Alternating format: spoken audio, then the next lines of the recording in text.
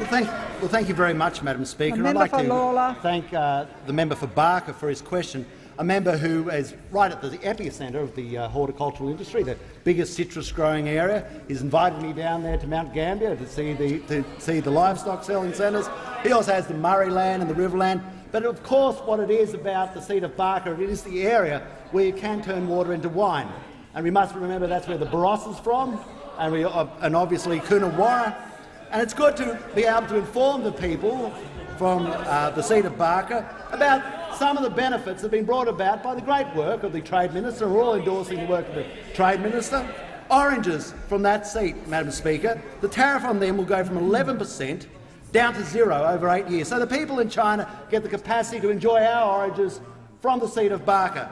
We'll have grapefruit that'll go from 12% down to 0 over 8 years. And that's good work by the Trade Minister, and the people of Barker can supply that product. Lemons and limes go from 11% down to 0. And I'll once more commend the Minister for Trade and the great work that he's done to help the people from Barker. Grapes, fresh and dried, 11 to 13%, down to 0. And of course, I'm very happy to see the almond company there in Renmark and the great work they've done, one of our fastest growing exports. And of course, the tariffs are being reduced on them down to 0 to try and grow our economy, to make sure that more money goes back through the farm gate, to make sure that the mums and dads who suffered under the previous government actually start getting a fair return.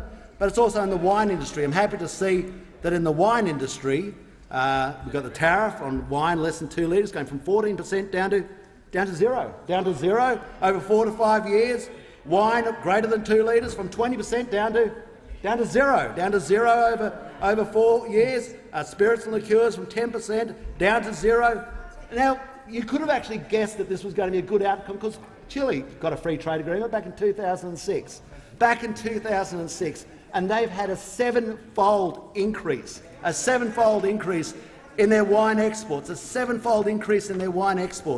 And you think that any person who was wise would have been able to look across the Pacific and say, well, we should do what they're doing.